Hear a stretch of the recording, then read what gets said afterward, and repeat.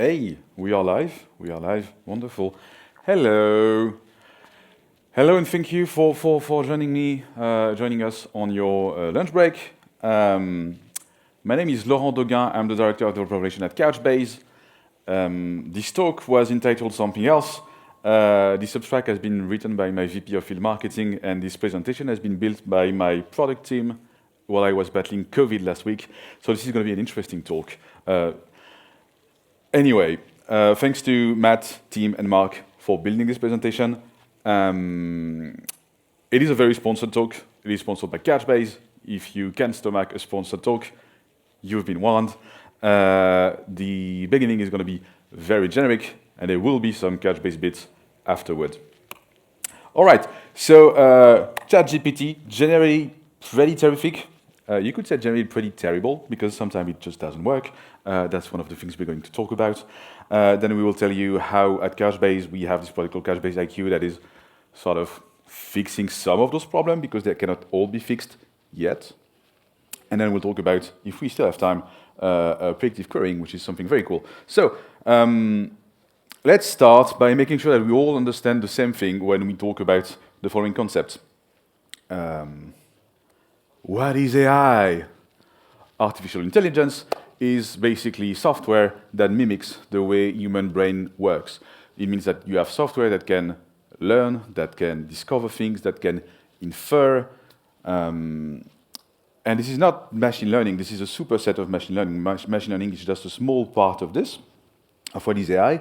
And inside machine learning, you have also deep learning, which is an even more specialized part. And out of machine learning and deep learning, you have some classic algorithm to do classification, regression, clustering, generative AI. Classification, funny story, when I used to work for my first company in 2007, one of my colleagues was called Olivier Grisel. And Olivier Grisel is the founding father of scikit-learn. The scikit-learn project is one of the first machine learning projects in Python that really got big. It was actually one of the first popular open source projects. And he explained to me what he was doing at the time by talking about classification. And the example he had was sea slugs. So basically, he was working with a university that provided him a set of images. Some images were tagged sea slug. This is a sea slug. This is not a sea slug.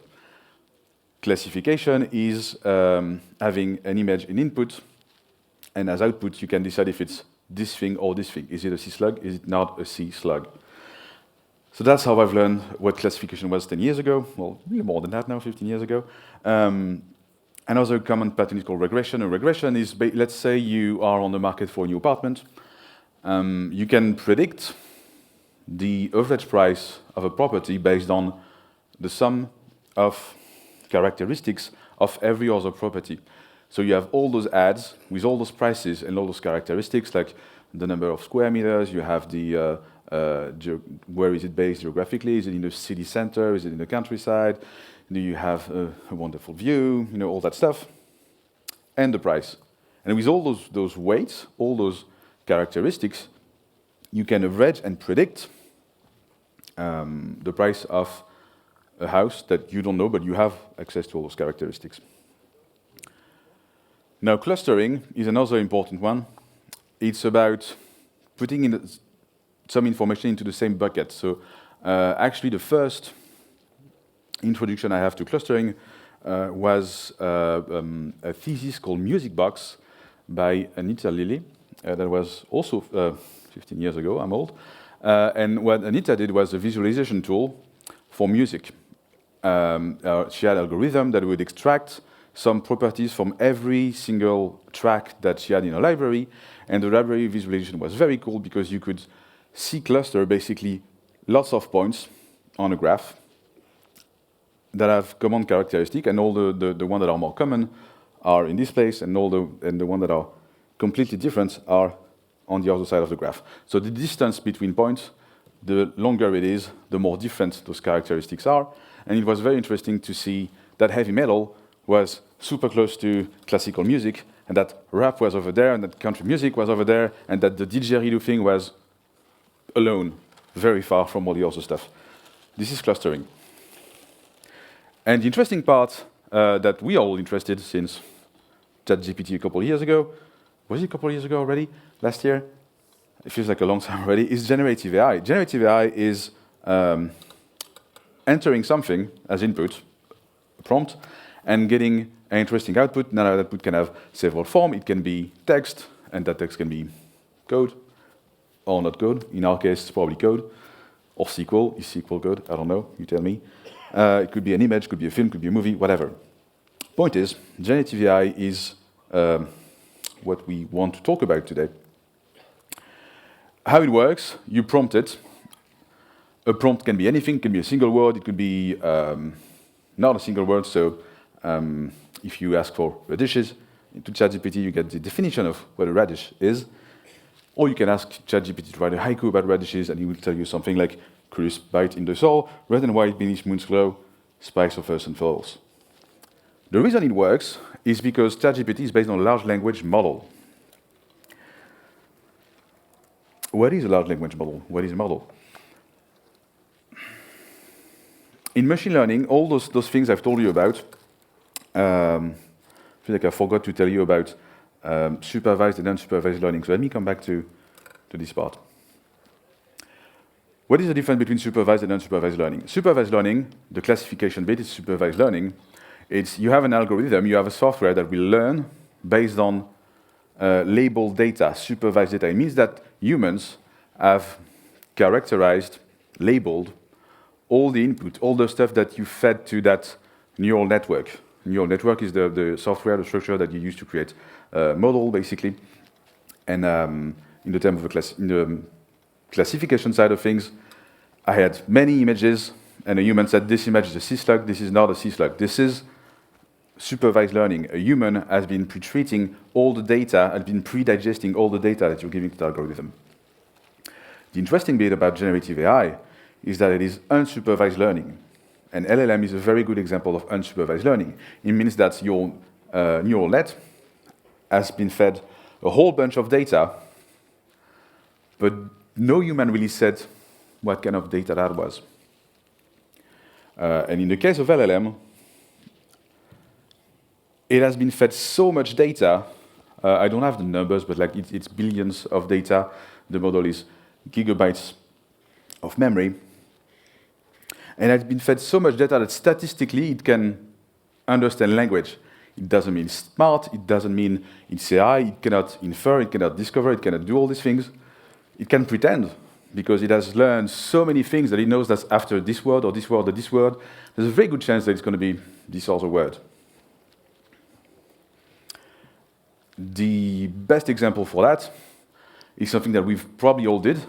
If you have a smartphone, and if you have a smart keyboard, there's a good chance that you writing stuff on your smartphone has trained a predictive text algorithm.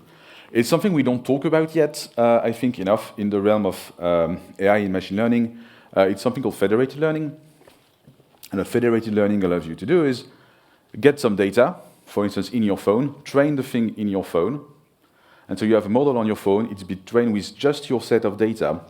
And what federated learning allows you to do is, instead of syncing back the data, is just sync back the weight, the part, the diff of your model that has been trained back to the server. And that's how Google has trained their predictive text algorithm for all the phone. Basically, we are all working together to make that thing smarter because, well, we've trained the model by sending all the token, all the weights, back to the server.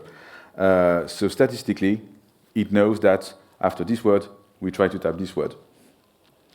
Which is a bit scary, but it's a bit cool too, because it allows us to do crazy things like LLMs. Of course, LLMs have been trained with many other sources of data, Wikipedia, Reddit, Twitter, everything that's basically available.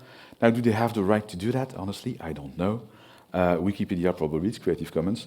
Reddit, I don't know the license of Reddit, so I wouldn't know. But I think it's an interesting problem to think about and talk about. Now let's talk about limitation. ChatGPT, the most famous one, the one that started it all, is it really such an impressive thing? Honestly, right now, I mean, it is impressive, but it's not AI. Like, it's still statistics. And I think the reason why ChatGPT really worked and really got us hooked is because there's a sense of, anthropomorphism that goes on. Like we can we have something that talks back to us, so it feels human. And if it feels human, it feels, well, that there's this anthropomorphism thing going on, and you're like, I identify to that thing. This is cool. I want to do more with it. And I think that's one of the reasons why we all sort of get hooked on LLMs. So anyway, yeah, ChatGPT trained on Wikipedia, Twitter, Reddit, probably more stuff. Something important, if you look at the, if you've used ChatGPT or probably other LLM or chatbot, there is a button you can like or unlike an answer that's been given to you. You can say, I'm satisfied with this answer, or this is rubbish, that doesn't make any sense.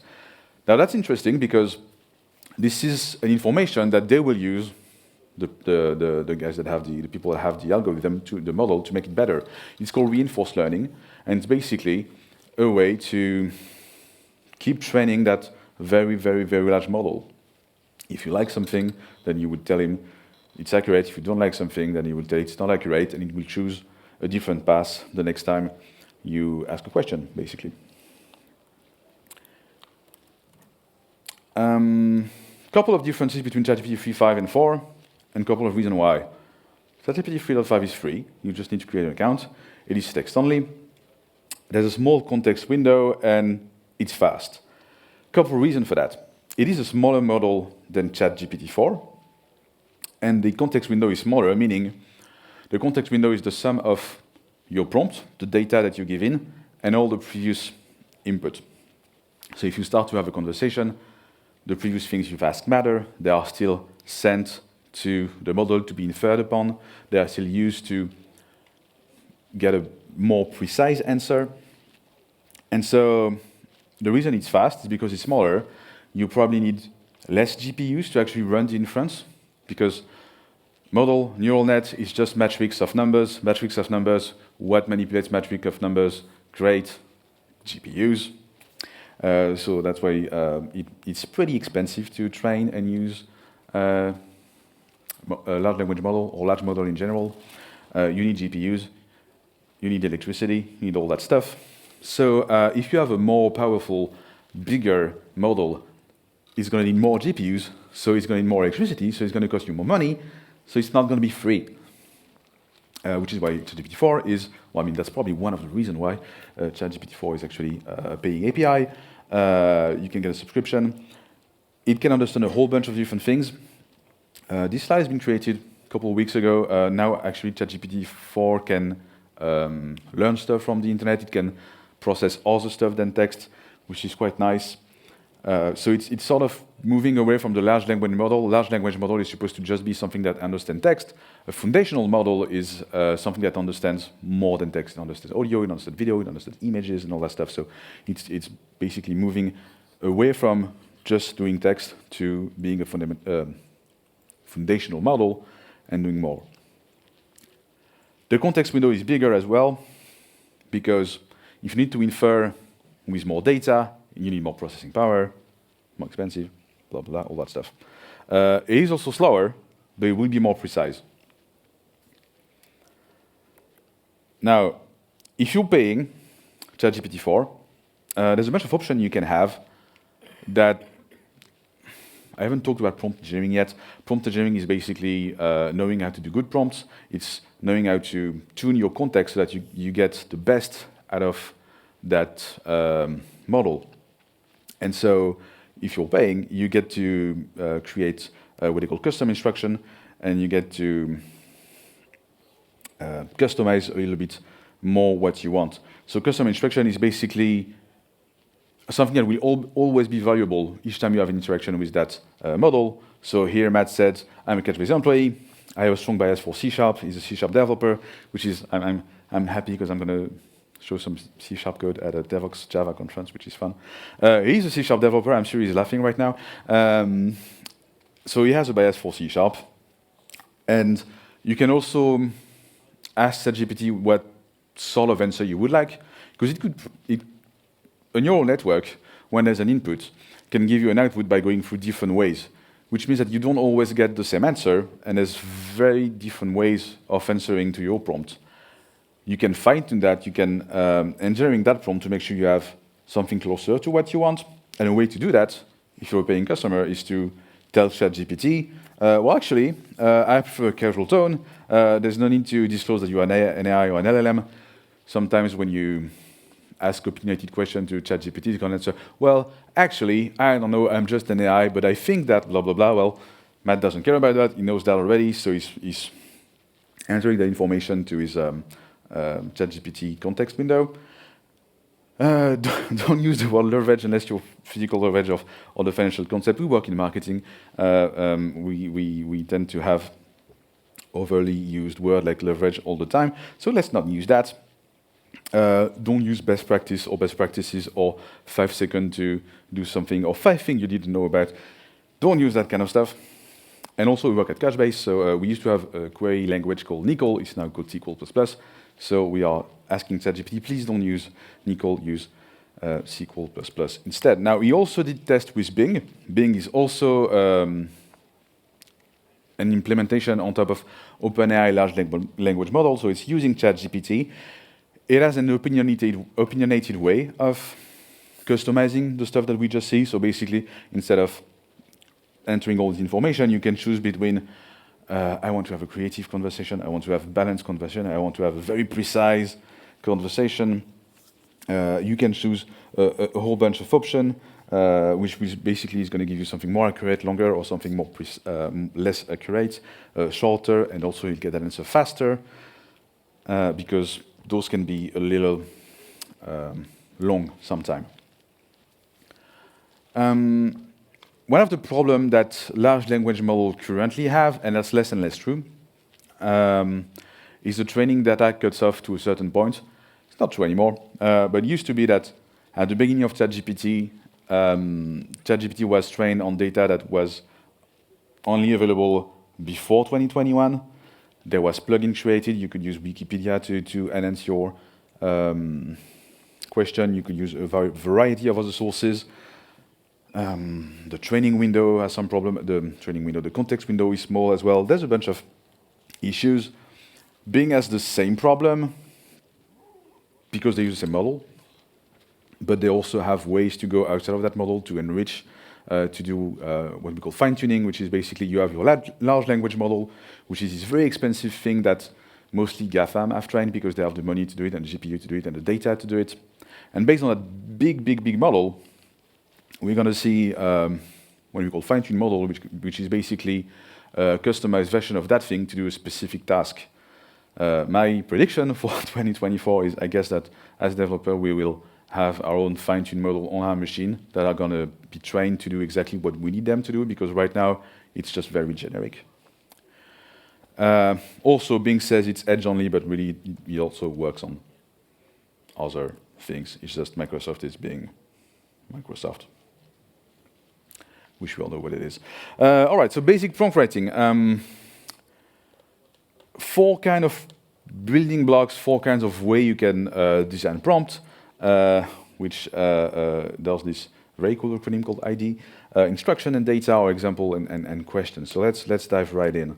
An instruction could be, write a SQL query to find the most recent unpaid invoices and give me the phone numbers of the contact person for the company that hasn't paid yet. If you only have that, there's going to be a world of inference to do when you write that SQL query. It's going to assume a whole lot of things based on what you just said, and that's what you have here. The ChatGPT is actually telling, well, I'm assuming you have an invoices table and a companies table, and that they are related to a company ID, so here's a SQL query. What are the chances that it's going to infer the right thing? Not many. So what you can do when you send an instruction to a prompt is follow that prompt with more data. We did some tests, and actually it's probably usually better to do instruction first, data later, than data and then instruction for some reason. The problem is we don't really know how it works because it's just a neural net is just a black box, so we can't really explain why it does that, but we've done tests, and apparently that was the most efficient way to do it. So same instruction, write a SQL query, blah, blah, blah, and then you can give all the data that was inferred by the algorithm so that you actually get a query that is closer to what you actually need. So instead of just writing the query, we said, write that query. The invoice data is a table called invoice record. etc., etc. And so you get the closest query to what you wanted, or that corresponds to your actual schema. I wouldn't know. I use Couchbase on a SQL database. We don't have schema, but we do have SQL. That was an instruction. Now what you can do is ask a question. The question would be like, what would you recommend for a family vacation? And then ChatGPT, being the AI that it is, would tell you, well, planning a family vacation can be fun, yet a challenging task, and it's going to propose you a whole bunch of things. Matt is the type of person that has the same definition of vacation than I have. Basically, when I'm in vacation, I don't like to go in adventure. Matt, being the family person that he is a bit of the same. Like, I prefer my vacation to be laid back. I don't really want the surf spot. I want to have a nice little... So basically, you're asking a question, and you're providing example of what the answer could be, and you get closer to what you expect answer. So we went from a beach vacation, adventure vacation, into a Caribbean cruise, which, well, I'm not a cruise person, but that feels more like the kind of vacation I want to do, which is basically do nothing, like proper vacation. There's a time for everything. You can go on an adventure on your own, maybe on your work time. But anyway, let's go on the more demo side of things. It's not an actual demo, it's just slides. So, tell me which capital starts with the letter A. Sure thing. Matt is based in the US. Interestingly enough, the center of the world apparently is the US because the algorithm, the large language model, assume that state capital is probably the US. So you start giving all the states capital that start with an A. It's good, but we can make that better. We can make that more precise. There's a bunch of ways you can engineer your prompt to have a more detailed, closer answer to what you want. It's sort of a templating way of doing things. So you can basically precise the kind of format you expect to have. What are state capital start with the letter A? Please use this. Please use this. I don't know if you should use please or any other polite formula, but use this format. Repeat question. A, let's think step by step, blah, blah, blah, blah, blah, blah, blah. It works. It starts by, what is it, capital, that starts with the letter S, so it's repeating a question, and then it's giving you, let's think step by step, and it's explaining you how it's doing this. To be fair, it's probably not how it's doing this. It's probably still a neural net inference of statistically, this is what it should be. But at least it's saying something, and it's being more precise. If it's not precise enough, OpenAI, ChatGPT allow you to use plugins, so you can use different sources. So basically what you're doing is more fine-tuning of your model. You have this large language model that's been trained, and then you're adding other sources, other data to your context window to get closer, to get a more precise, closer result by using Wikipedia or something else. So you can do that. Now, if you remember, Bing had two different kind of settings. There was a balance and there was a precise setting. The goal was for the balance setting to be faster than the precise, but obviously less precise. It's interesting to see that in balance, it's not actually the exhaustive list. It's just the 4 first, which is weird. The precise gives you the actual full list. And it's testing different things. There's the question and there's the instruction that also yields different results.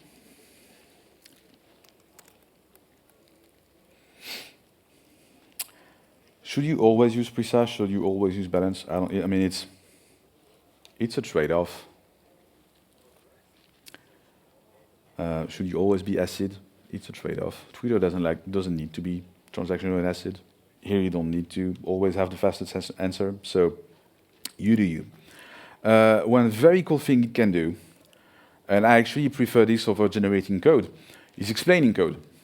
And that's quite. I don't know if it's because SQL is somewhat closer to natural language, but it works really well. Translate the SQL query into a minimum number of English sentences, avoiding the technical terms that you use for database vocabulary, like table, collection, field, bucket, join, which is what we use at Couchbase, and then you give the SQL query, and sure, the SQL query is looking for the 10 landmarks, where, et cetera, et cetera. So basically, writing documentation by prompting code, and honestly, works great. I mean, obviously, you have to verify what it says, but for a simple example, it works. Does it work for a stronger example or a bigger example? Translate this SQL query into a minimum number of plain English questions. Big ask query is join and commentable expression, because you can do that with Couchbase, like actual SQL, and it gives you the actual shorter version of that, which is a query finds out which customers have. Point is, the thing works beautifully, and to me that's so much more interesting than writing code. Because let's be honest, what is the part of your job that actually is you typing on your keyboard? But let's go to writing code. As I said, Matt is a .NET developer, so he must be extremely amused that I'm showing you .NET code. Write any unit test method for this code, create an empty method with names using snake case, and then he gives in the prompt the template, the kind of code that he expects from that prompt, which is very cool. And what you get is this. He actually used Code Whisperer for that. Not Code Whisperer, sorry, GitHub Copilot. So I feel like now I have to give you all the name of all the coding assistants. GitHub Copilot, Microsoft, Amazon Whisperer, Amazon, and then JetBrains just announced their own coding assistant. It looks super impressive, and they also have a booth, so if you want to, I'm sure they'll be happy to talk about it with you. We use GitHub Copilot, and, well, it works. It just works. Probably because it's not the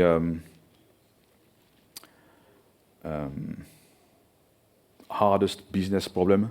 The prompt was actually taken from a real-world app called Conduit. It's a very cool project, small digression. Go to codebase.show, and it's basically you have a to-do app, you have a blogging app, which is a clone of Medium, and a clone of Medium. The business side of things is pretty simple. You have user, they can create blogs, they can comment, they can write comments, they can follow other user, and so this is why you get some fairly simple tests being generated out of this. So delete comments and there's nothing found, or delete comment and what happens if the comment is not found, etc., etc. So it's quite good at getting simple business use cases. The other thing you can do, and that I think is important, it's not about writing code and generating code again, it's about converting existing code. This is still taken from the Conduit example. This is a .NET and entity framework, and maybe it's Postgres or whatever entity framework uses. If you're not familiar with .NET, entity framework is like the Spring Data of the .NET family, which is a huge shortcut, but it is what it is. And he works at Couchbase, so he wants this to be turned into Couchbase code. So he's doing his prompt. Please convert the C# code that uses actually about SQL Server, Entity Foundation and SQL Server, over to use Couchbase SDK free, and he gives the code. Now the problem is, it does something. It does something with the API that Couchbase provided 3 years ago, because all the examples that were available and the large language model only learned up until 2021. So we had a couple of things to fix, but it looks legit. Is it though? Does this thing compile? Actually, no, not really. Unfortunately, there's a bunch of things that are not exactly how they should be. The problem is it looks good. The problem is, if you read this, I mean, so fortunately enough, there's probably not that much .NET developer here, but if you look at that code, that seems legit. I'm not sure what a 2async enumerable would be. It's probably better to have there's probably just a simpler method for that. And actually, Matt mentioned that there is something simpler. So there's always going to be things to fix, but it's actually not that bad. If you like what you saw, Matt went through a couple of things to do that. There's a prompt engineering blog on LinkedIn. There's a company called H2O. They have a wonderful lexicon of all the terms that are used in machine learning. That is pretty cool. There's a paper about transformer. Transformer is what is algorithmic structure that we use to create that kind of code generation and large language model. The best resources I found online, and I don't work for them, so it's not an ad for once. IBM has a YouTube channel when they have Blackboard videos, and they have a whole playlist on explaining what machine learning and deep learning is, and it's fantastic. So I invite you to go and read that. Now, on to the sponsor bit of that talk. With Couchbase Capella, how did we fix some of those things? So, blah, blah, blah, Couchbase Capella, it's amazing. It's our cloud managed offering. We've done some interesting things in the past. We did Couchbase Mobile, which is it's a local database that runs on your phone and that can actually also run machine learning model on your phone, which is quite nice. We did Kubernetes operator, we are on managed cloud, we introduced a bunch of things, and the latest innovation that is not out yet but available in private preview, which is why I cannot unfortunately do live demo, is Capella IQ. Capella IQ being our own coding assistant that's going to be fine-tuned to what our users need. So yeah, Capella, it's great, it's amazing for developers, fully managed, all that stuff. We don't have to go through that. If you have questions about Couchbase, we have a booth. Come and say hello, I have cupcakes, and there's a raffle in 4 hours. Just quickly, basically, Couchbase is an all-in-one database, and we did some interesting trade-off. You're going to tell me, if I tell you, we have integrated cache, we're a JSON distributed database, we do active-active replication, key value, SQL, we have transactions, distributed transaction, we do full text, we do analytics, and usually people say, you have to choose, you cannot be good at doing all those things, which is not wrong. The reason this works is that we choose the efficient trade-off. You can think of Couchbase as a platform that has its own internal Kafka. It's called DC-Pitch Database Change Protocol, and it's just a streaming service that aggregates all the services. So instead of building one data store that can do it all, we have several data stores that do what we need them to do, because basically, if you are in the business of storing and querying data, the way you store data is going to define how efficient you are at querying the data. So if we need to do full text, we have a store that is dedicated to full text. If we need to do SQL, we have a store that's dedicated to SQL. If we need to do key value, we have a store that's dedicated to key value. Now, as a developer, what do we do and what do we spend our time doing? And as I told you 10 minutes ago, very few of us spend our all day just actually typing. Our job is basically to talk to people, understand what they want to do, think about how we're actually going to do it with software, and then write the code, and then make sure that the code we wrote works, and that it's maintainable. The writing code part is just one bit, and it's probably not the one that takes the most time. But we all have to do this, so we all have to basically ask different questions. I mean, not have to, but could ask different questions to an AI, and all those questions that we asked, we probably need better context, probably need better information. So what we did was embed this an LLM, right now it's OpenAI, into the Couchbase interface and into the Couchbase cluster, which means that this assistant, so Capella does a whole bunch of things, document management, data import query, you can run query, you can run, we have a cost-based analyzer, you can do index and all that stuff.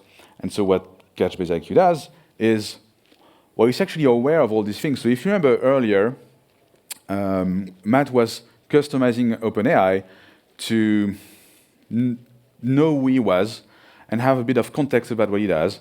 And then each time he was prompting an instruction, he was giving more data. And what we did for our user is make sure that each time you ask a question, but you can see on the right bit that there's the AI assistant. You have the query thing in the middle, and then you have the data structure on the left. There is a data structure. It is a schema-less database. There's no table, there's no column, but there's JSON document. And if you think about it, a JSON document is like a structure of data that holds its own table. So if all those documents have their own table, we can infer a structure. We can store them in different, we call that buckets, and then scope, and then collections. And we can create index based on those scope and collection, and joins based on all the scopes and collection, and properties. So the good thing is that IQ, each time you ask a question or something to do, or generating code or generating SQL query, knows about all the data that you're storing. It knows how it's organized. It knows all these things, so it can give you a better answer, a more refined answer, and can optimize your query. So it has all this information, which is nice. It's good to generate SQL. It's good to generate indexes as well. It can generate codes, and if it generates codes, again, it knows not the JSON schema, but it has inferred some sort of JSON schema based on all the number of JSON documents that you're storing. So basically, the more JSON document you have that looks the same, the more statistically close you have to have some sort of schema that then can be used to generate codes, mostly types, or I don't know if people have done that, but I love to see people generating gRPC, protobuf definition or stuff like this. That'd be very interesting. I know that Webm is doing this component model. It's called WIT. It's basically the same thing. It's just a way of sharing data, of expressing how the data is structured. So if you're expressing how the data is structured and you can define it, generate it through AI, I mean, it's boring work and it's done for you, so you might as well just use it. So basically the point is Clever IQ is this amazing tool that allows you to, that helps you in the various phases of your deployment, whether you're learning how it works, whether you're creating data, whether you're doing queries, you're coding, etc., etc. Use Couchbase. I am obligated to show you a video, so I'm going to show you a video of Couchbase. IQ. Developers don't just write application code. They do all sorts of jobs before and after any actual code writing. And sure, they have lots of tools to do those jobs, but they're just tools. The developer still does all the work. What if instead they had a real partner actively helping them? Capella IQ uses a large language model to add intelligence to Couchbase tools like the Query Editor and the Index Advisor. But it goes further than that. With IQ Chat, you can generate code, data, unit tests, and explanations with plain English, and then refine the output with questions and requests to your new partner. That's how Couchbase transforms tools into partners with Capella IQ. Imagine for a second, you're the developer. Ask for a set of data.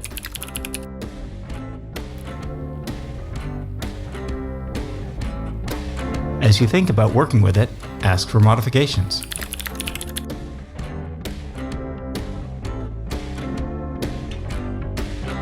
Insert the data when you're ready, and ask for a getting started query.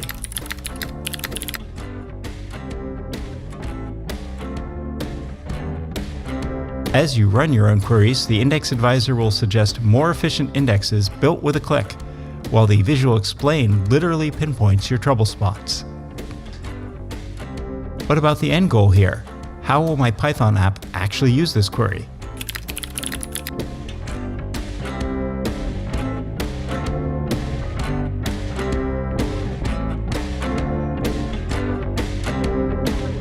So there you have it. Capella IQ supports developers and teams building Couchbase apps at every step of the process. Capella IQ turns good tools into excellent partners who crush those extra jobs, so developers can focus on writing code. Imagine that.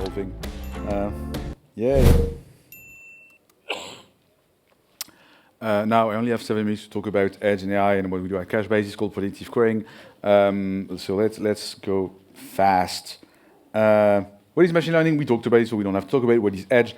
Edge refers to, well, basically, most of the time it refers to this. It's something that's not connected to a central server.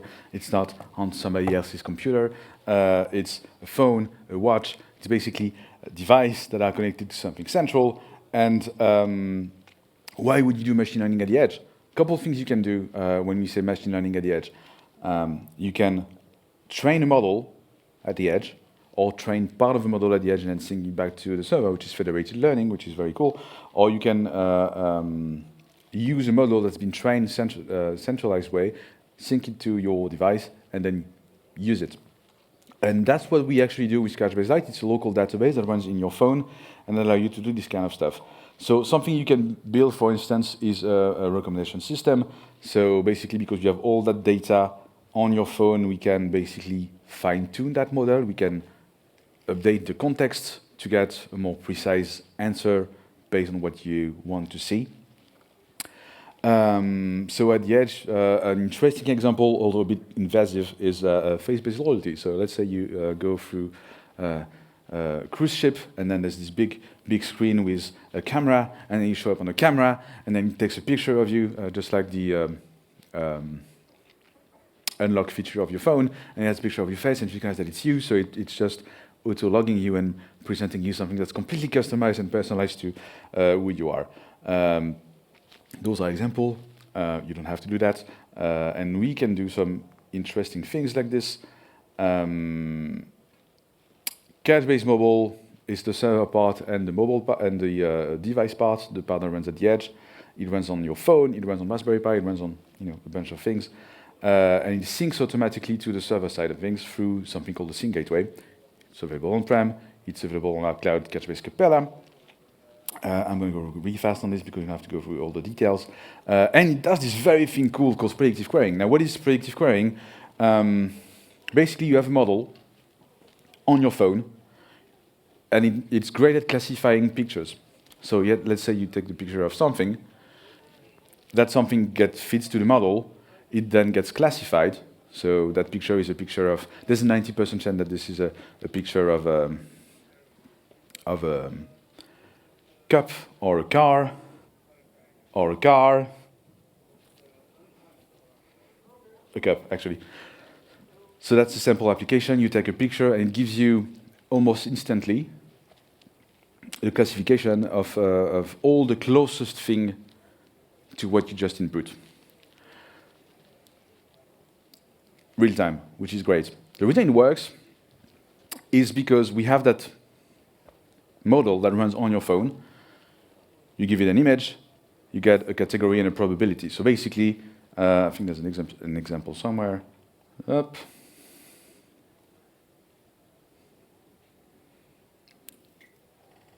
Actually, no, I don't have this example. Too bad. You give it an image. Oh, there's a 90% chance that this is a car, or 95%. It builds an index based on that on your machine. And this index has been built with all the things all the images that you've already fed to that model.